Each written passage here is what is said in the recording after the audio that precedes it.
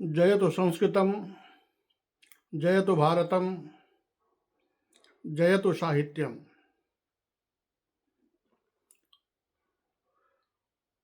प्यारे संस्कृत जिज्ञासुओं,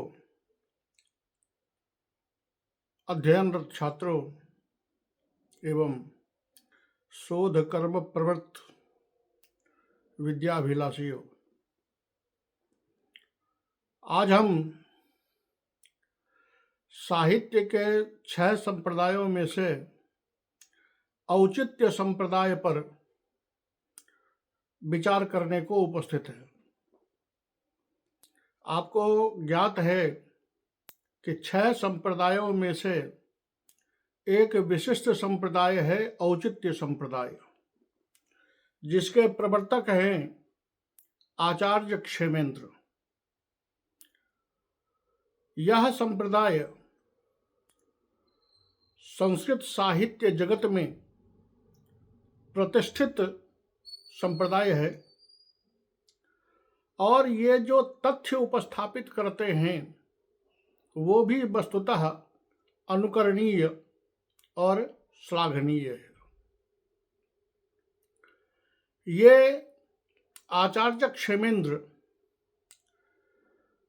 कश्मीर के राजा अनंतराज के समय में हुए थे, ऐसा इतिहासज्ञों का मत है। औचित्य विचार चर्चा में इन्होंने स्वयं लिखा है कि राज्ये श्रीमदनंतराज नृपतेः काव्योदयोऽयं कृतः। तो स्पष्ट है कि अनंतराज के समय में ये हुए थे।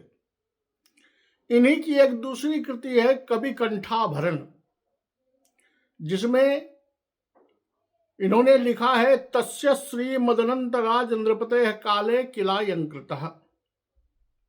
तो इतना तो स्पष्ट हो गया कि अनंतराज के समय में ये थे। और कश्मीर के राजा अनंतराज का समय 1028 ईस्वी से लेकर 1063 ईस्वी तक स्वीकार किया जाता है। तो स्पष्ट हो गया कि 11वीं शताब्दी में उत्तरार्ध में ये वर्तमान थे। इनकी एक ही नहीं बहुत सारी कृतियां हैं, जिनमें कवि कंठाभरण और औचित्य विचार चर्चा इनका विशेष प्रसिद्ध है। कहीं इन्होंने ये भी स्पष्ट किया है कि साहित्य जगत में श्रीमद अभिनव गुप्त को ये अपना गुरु कहते हैं, अर्थात साहित्यिक गुरु इनके अभिनव गुप्त थे। ये खुद लिखे हुए हैं बृहत कथा मंजरी में, श्रुत्वाभिनव गुप्ताख्यात साहित्यम बोध बारिधेह।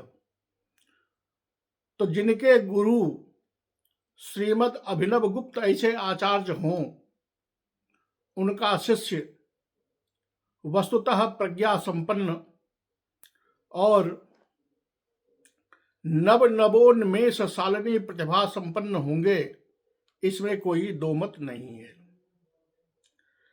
औचित्य विचार चर्चा जो इनका औचित्य संप्रदाय को स्थापित करता है, इनकी कीर्ति पताका उस औचित्य विचार चर्चा को लेकर है।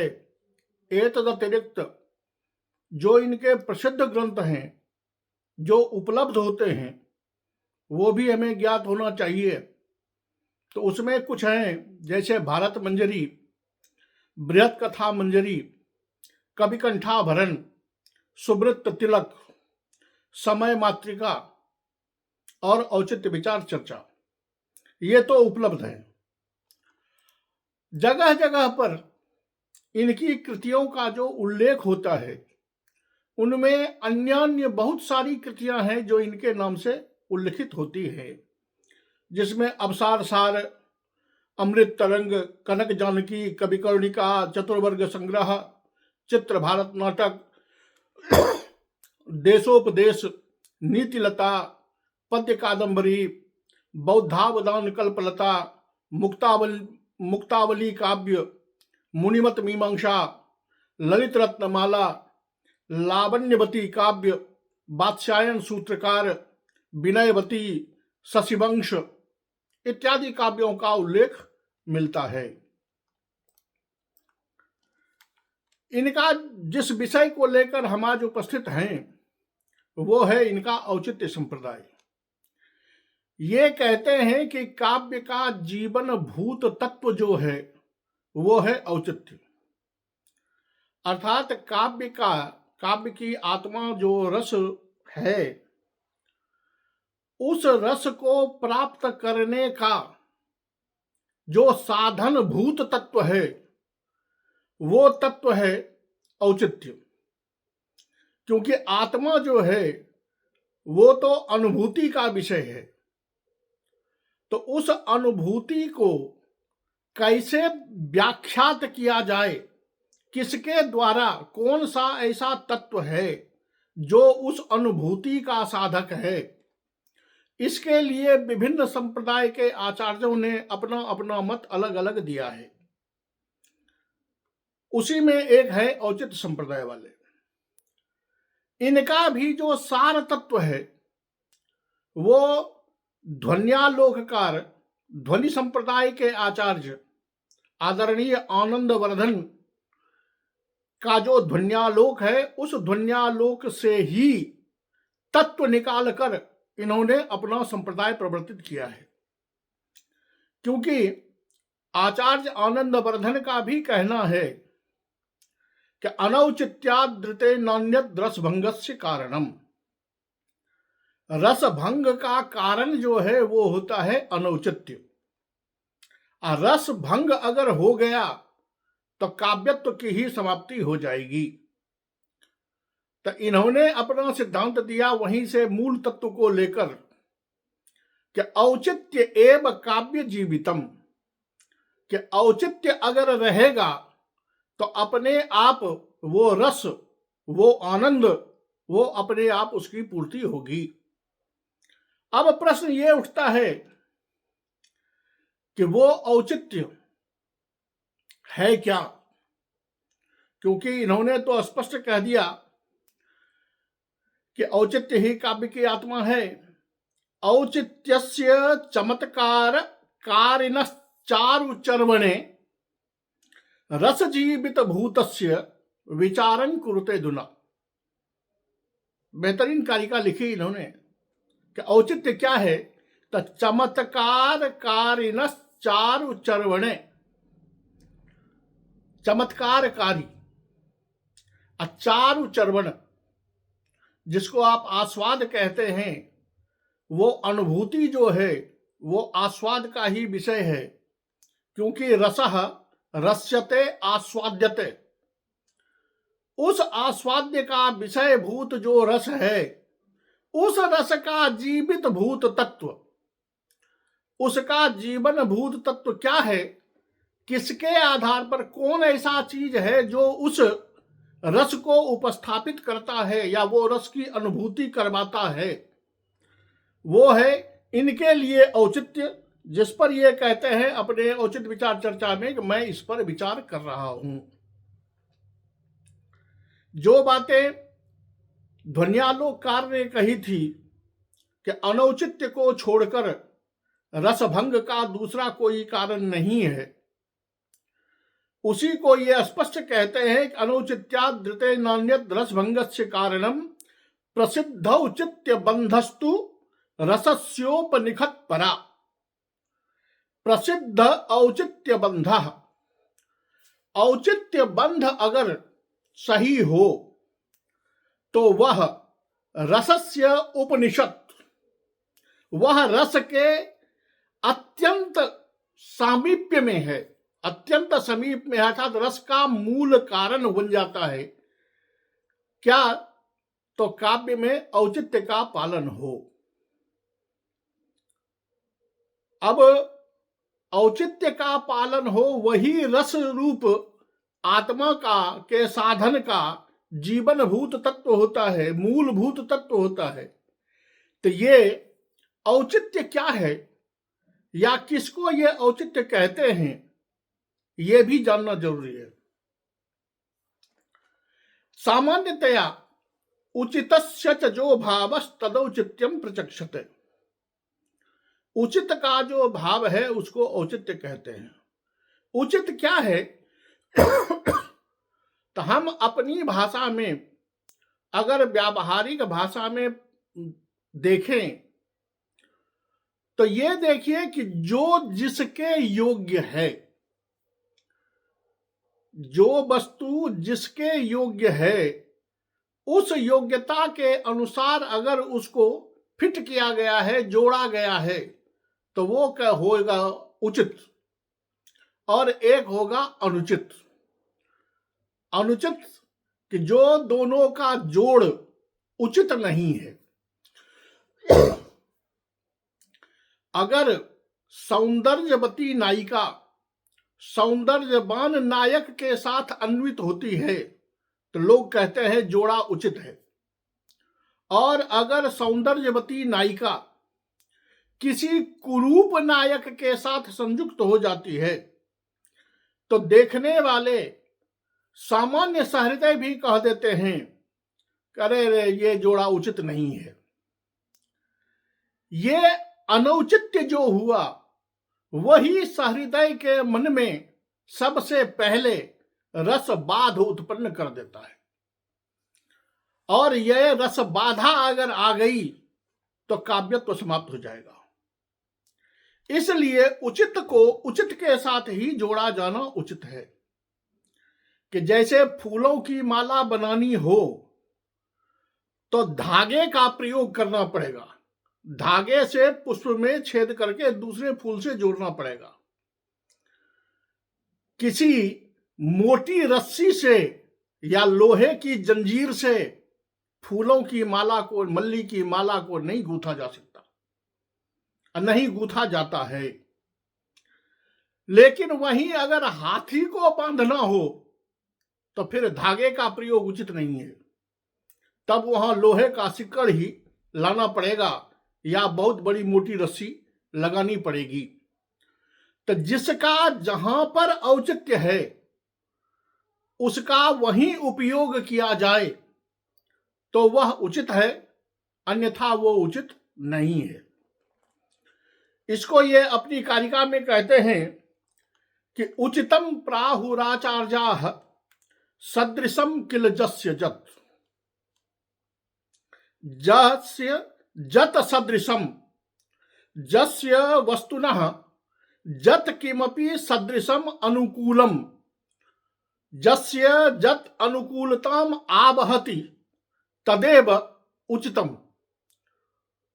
सदृशम किल जस्य जत तदेव उचितम इति आचार्याः प्राहुः। नाहं वच्मि अपितु आचार्याः प्राहुः। हमारे पुराने आचार्यों ने जो बताया है, पुराने आचार्यों के द्वारा जो यह सिद्धांत प्रतिपादित है वो ये है कि जो जिसके उचित हो उसको उचित के साथ जोड़ना, यही है औचित्य। और उचितस्य च जो भावः तदौचित्यम प्रचक्षते। कहते हैं कि अगर ये उचित का प्रयोग नहीं हुआ तो फिर ये अलंकार, ये गुण, ये रीति सब धड़े के धड़े रह जाएंगे, कोई भी रसानुभूति नहीं करवा पाएगा। अलंकारास्त्वलंकाराः गुणाः एव गुणाः सदा औचित्यम रससिद्धस्य स्थिरम काव्यस्य जीवितम। कहते हैं कि अलंकार तो शरीर का आभरण मात्र है, गुण जो है वो शरीर का गुण मात्र है। गुण गुण ही रह जाता है। शरीर का अर्थात शरीरभूत, क्योंकि गुण जो है वो शरीरभूत, शरीर में जो आत्मा है, आत्मा का स्थिर धर्म है गुण। कहते हैं गुण भी किसी काम का नहीं रह जाता और अलंकार तो केवल शोभा मात्र आधायक रह जाते हैं। अपितु वही अलंकार अगर उचित हो तो वह अलंकार औचित्य के अंतर्गत आएगा। तब वो अलंकार नहीं बल्कि अलंकार को जो उचित ढंग से प्रयोग किया गया है वो औचित्य जो है वो रस की आत्मभूत, वो वस्तुतः वो काव्य की आत्मा होती है। वो औचित्य ही काव्य की आत्मा है कि अलंकार को अलंकार ढंग से पहनाया जाए।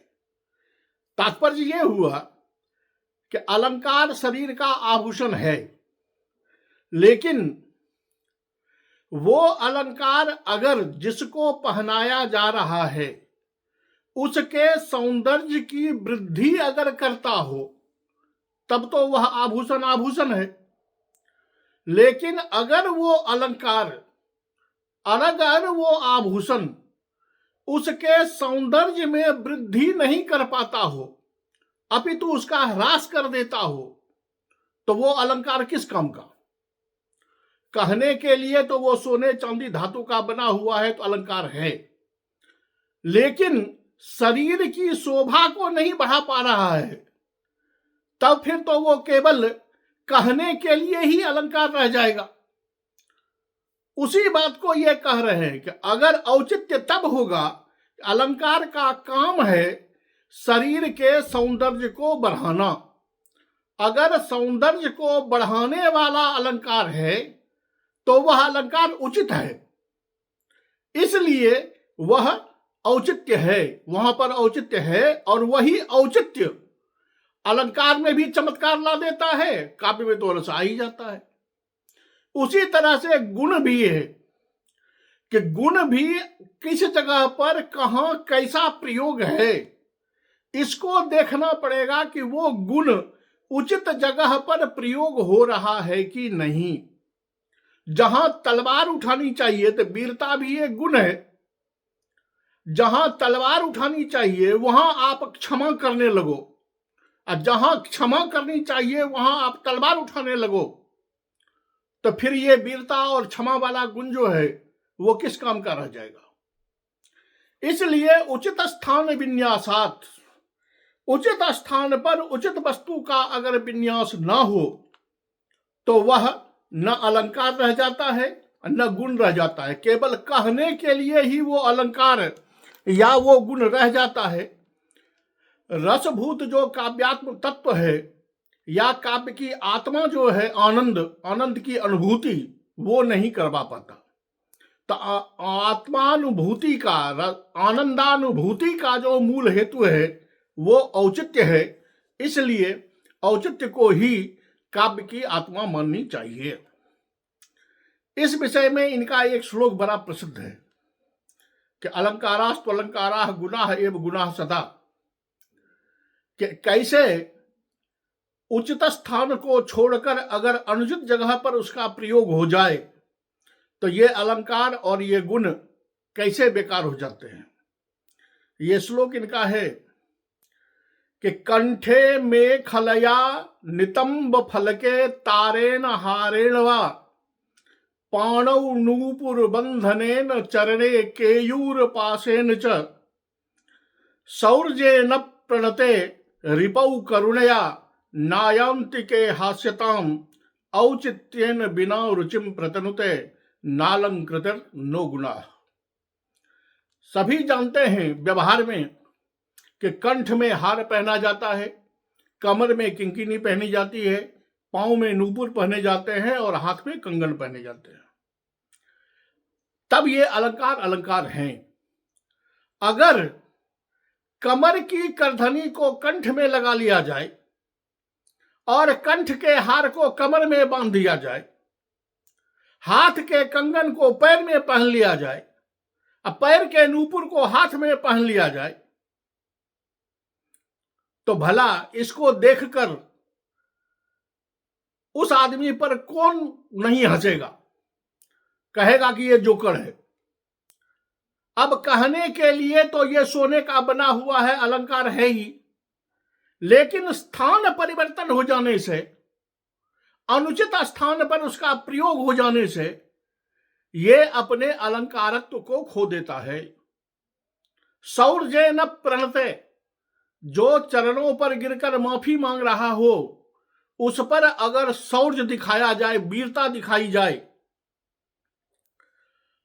और जो शत्रु तलवार लेकर खड़ा हो, बंदूक लेकर खड़ा हो सामने, उस पर अगर करुणा दिखाई जाए तो भला इस ऐसे वीर को देख करके कौन हंसी नहीं उड़ाएगा, क्योंकि वो गुण जो है वो अनुचित स्थान पर प्रयोग हो रहा है। तो चाहे गुण हो चाहे अलंकार हो, उचित स्थान विन्यासात, उचित स्थान पर उसका विन्यास किया जाए तो वह गुण भी होता है, अलंकार भी होता है, आस्वाद्य होता है, रस को लाता है। तो मूल चीज क्या हो गया? तो अलंकार जो है वो रस का कारण नहीं बना, बल्कि अलंकार या गुण जो उचित के साथ उचित का विन्यास है, वो औचित्य जो है, वो औचित्य काव्य की आत्मा होती है।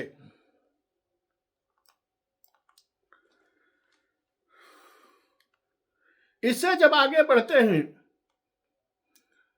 तो ये 26 प्रकार के औचित्य दिखाते हैं।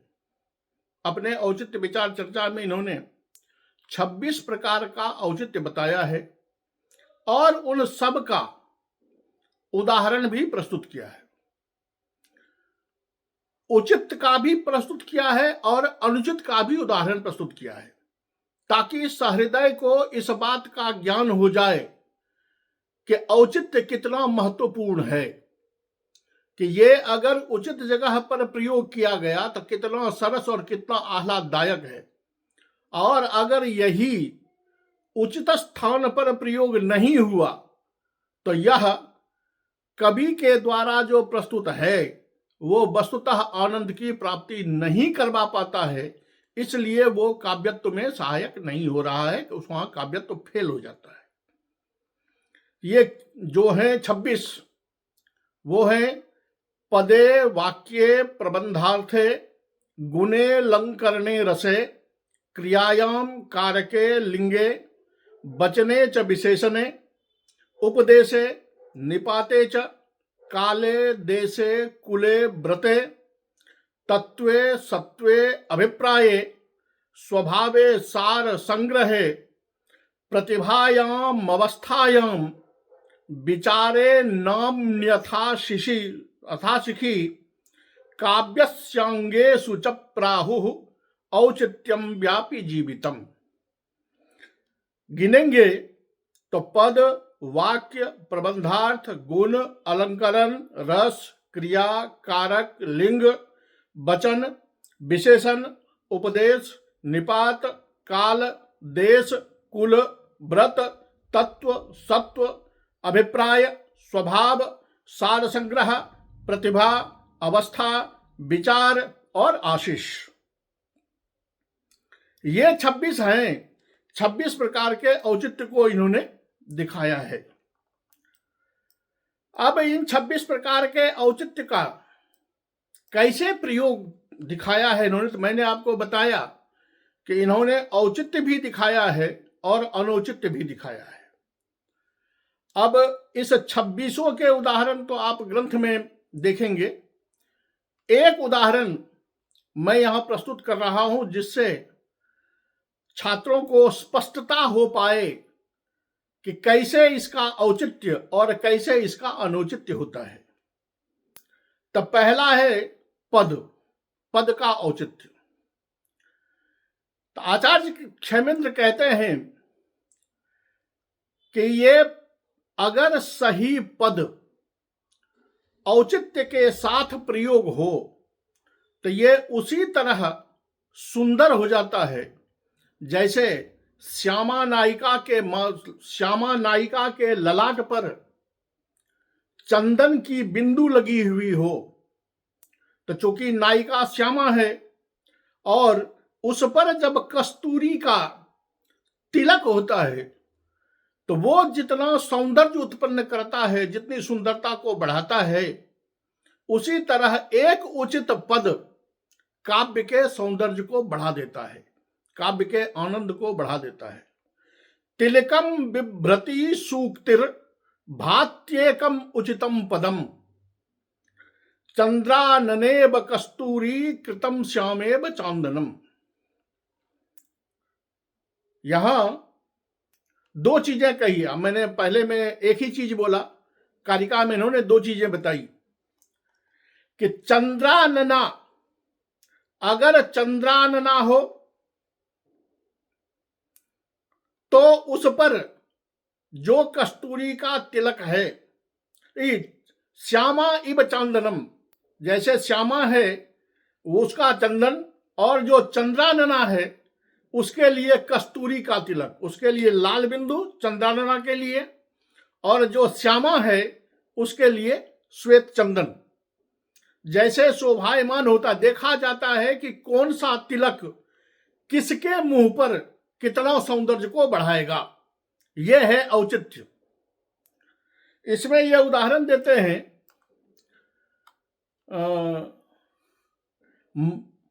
मग्नानि द्विषतांकुलानि समरे त्वत्खड्ग धारा कुले नाथास्मिन्निति बंदिबाचि बहुसो देवश्रुतायां पुरा मुग्धा गुर्जर भूमिपाल महिषी प्रत्याशया पाथसः कांतारे चकिता विमुंचति मोह पत्युः कृपाने दृशौ। यहां पर वर्णन हुआ है कि एक कोई कवि अपने राजा की प्रशंसा में दुश्मन राजा का वर्णन कर रहा है कि हे राजन, वहां दुश्मन की स्थिति क्या है ये देखिए, कि गुर्जर भूमिपाल महिषी, गुजरात के जो भूमिपाल हैं, गुजरात के जो राजा हैं, वो राज्य छोड़कर जंगल में भटक रहे हैं। उनकी जो मुग्धा नायिकाएं हैं, मुग्धा पत्नियां हैं, वो प्यास के कारण जब विकल हो जाती है तो अपने पति को पूछती है कि हे राजन, मैंने तो बंदी मुख से बार बार ये सुना है कि आपके तलवार की धारा में शत्रुओं के वंश, कुल के कुल, समूह के समूह समर में डूब जाया करते थे या डूब जाया करते हैं, ये मैंने बहुत बार सुना है। तो फिर जब आपके तलवार की धारा में इतने इतने शत्रु डूब सकते हैं, तो आज इस जंगल में जब मुझे प्यास लगी हुई है, तो आपके इस तलवार की धारा से मेरी प्यास क्यों नहीं बुझ रही है? ये बात उचित नहीं लग रहा है, क्योंकि तलवार की धारा अलग चीज है और पानी की धारा अलग चीज है। लेकिन यहां पर देखिए कि मुग्धा गुर्जर भूमिपाल महिषी, ये नायिका मुग्धा है, तो मुग्धा नायिका होने के नाते उसे इस बात का पता नहीं है कि तलवार की धारा अलग चीज है और पानी की धारा अलग चीज है। वो धारा का अर्थ समझती है पानी की धारा, जिसमें वो शत्रुओं के डूबने की बात तो सुन चुकी थी पहले, आज उसको प्यास लगा है तो उस तलवार की धारा में वो पानी ढूंढ रही है। ये जो मौग्ध्य है, मुग्धता का भाव है, बचपनता का भाव है, ये मुग्धा पद से औचित्य का पालन करते हुए आनंदित कर रहा है कि कितनी मुग्धा वो नायिका है, कैसी वो बचपनता वाली बात कर रही है कि तलवार की धारा में पानी ढूंढ रही है, क्योंकि बातें तो वो बच्चे वाली ही कर रही है। तो इसके लिए मुग्धा पद का जो प्रयोग हुआ है वो उचित पद है, क्योंकि विचार जो है वो भी मुग्धा वाला है, तो इसलिए नायिका जो है उसको मुग्धा बनाया है। तो जैसा विचार है वैसी नायिका उन्होंने रखी हुई है। अगर यही मुग्धा की जगह पर मध्या कर देते कि मध्या गुर्जर भूमिपाल महिषी, तो फिर मध्या के लायक उसका वो विचार नहीं होता, दोनों में औचित्य नहीं बनता, और औचित्य नहीं बनता तो फिर वो मध्या पद जो है वो उचित नहीं रह जाता। इसलिए ये मुग्धा पद जो है वो यहां पूरे श्लोक में 4 चांद लगा रही है।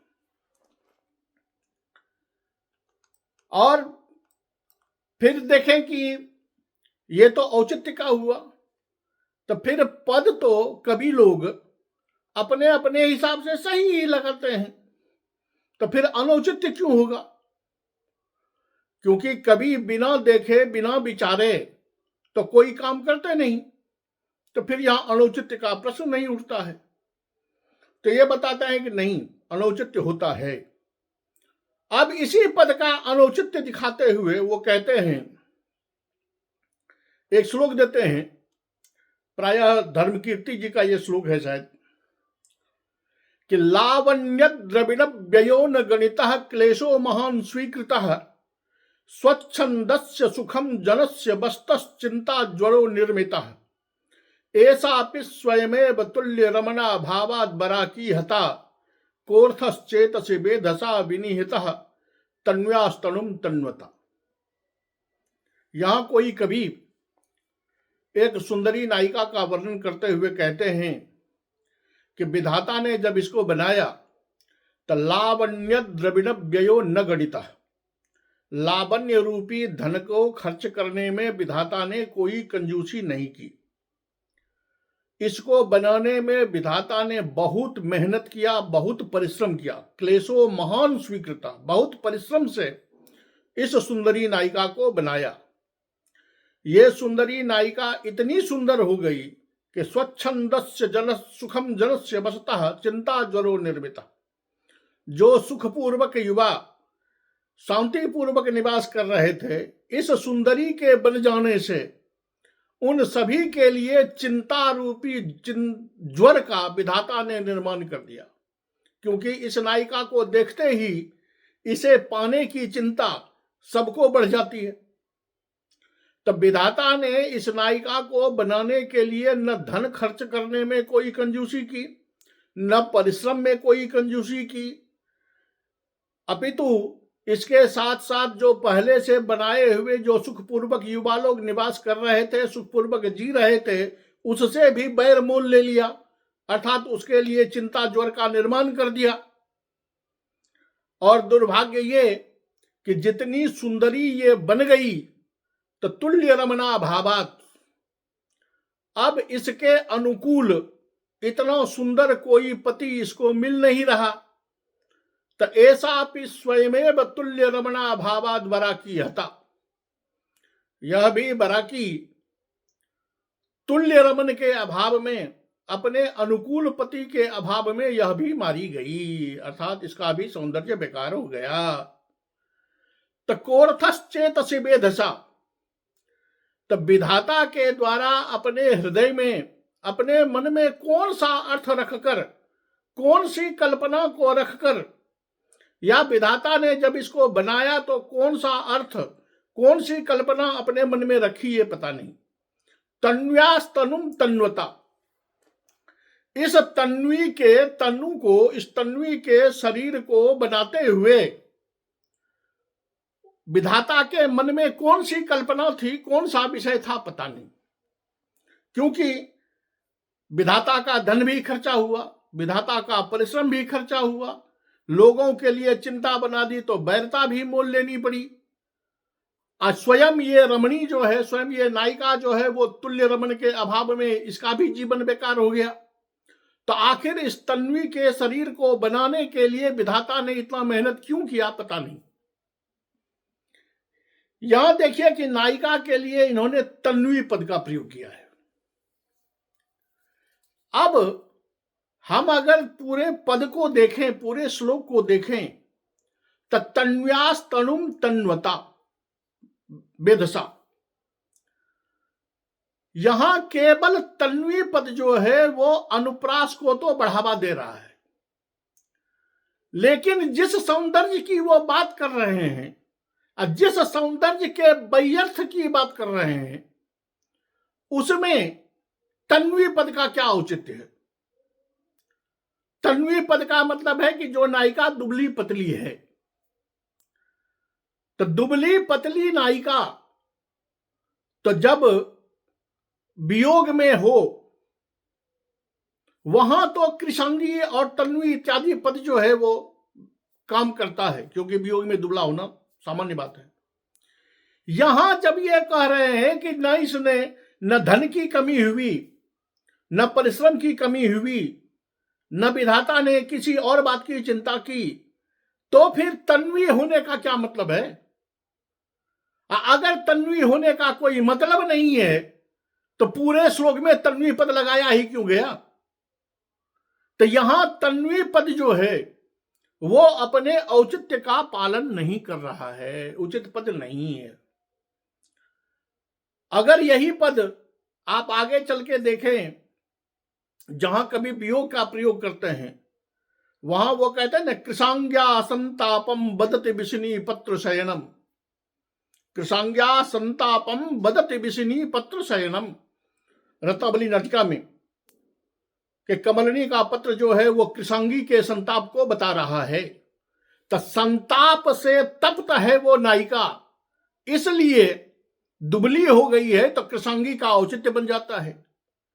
यहां तन्वी होने का कोई औचित्य नहीं बन रहा है, नहीं बन रहा है, इसलिए ये औचित्य से विहीन हो गया, तो अनौचित्य पद में आ गया। अनौचित्य पद में आ गया तो ऐसा पद जो है वो औचित्य का पालन नहीं करता, इसलिए यहां काव्यता जो है वो उचित नहीं है। जहां जो भी चीज है, जो 26 चीज गिनाए हैं, ये 26 चीज जो हैं ये उचित जगह पर उचित ढंग से प्रयोग किया जाए तो औचित्य जो है वो उसके काव्य का जीवन है। जैसे आप देखिए, सामान्यतः कि जब हम किसी विवाह मंडप पर जाते हैं तो वहां वधू जो है वो 16 श्रृंगार करके बैठती है, वहां पर शहनाई की आवाज होती है, मंगल गीत होते हैं, वहां वो शहनाई भी औचित्य का पालन कर रहा है, 16 श्रृंगार भी औचित्य का पालन कर रहा है। मंडप के आसपास जो लोग बैठे हैं वो सब अपना नए नए कपड़े पहनकर, अपना मुंह कान बना करके, सौंदर्य निखार करके वहां उपस्थित होते हैं, तो सब अच्छे लगते हैं। क्यों? तो वो समय, वो जगह उस सौंदर्य के लिए, उस शहनाई के लिए, उस मंगल ध्वनि के लिए उचित है।